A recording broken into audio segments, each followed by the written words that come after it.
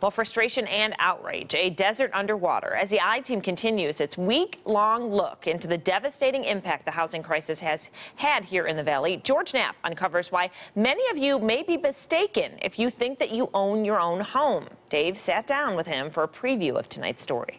This series has been very interesting. Tonight, you turn your focus onto the banks. It's sort of been a cavalcade of misery, Dave, if you've been watching it all week. The terrible toll that it's exacted on our community, more so than anywhere else, but everyone's been affected. Your home values have gone down 58%. Mine have as well. 63% of the people who live here underwater, and it wasn't an accident. This is systemic. This is systematic. The politicians took money from the banks. They deregulated the banks. They got out of the way. The banks said they were going to streamline this whole process. They privatized it, took it out of the hands of county recorders, and started cranking out this mountain of fake documents.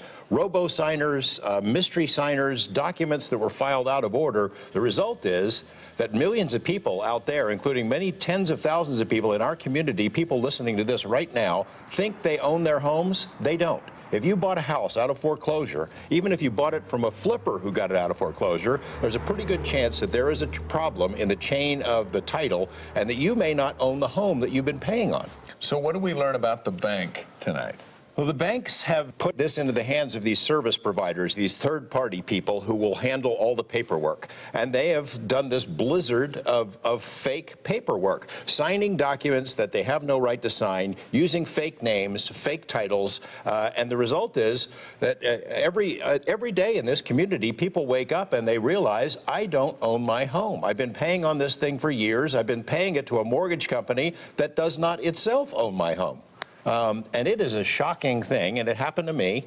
As I'm in the middle of this interview with a lawyer telling me this, she says 9 out of 10 foreclosure homes have a problem. I said, oh, come on. I don't believe that. I bought a home out of foreclosure. Right. She says, give me your address. And I gave her the address, and she runs it. It takes her 2 minutes. She goes, bam, there's your problem right there. And it turns out the house I bought 3 years ago and have been paying on, I do not own. And I don't know how we're going to fix it.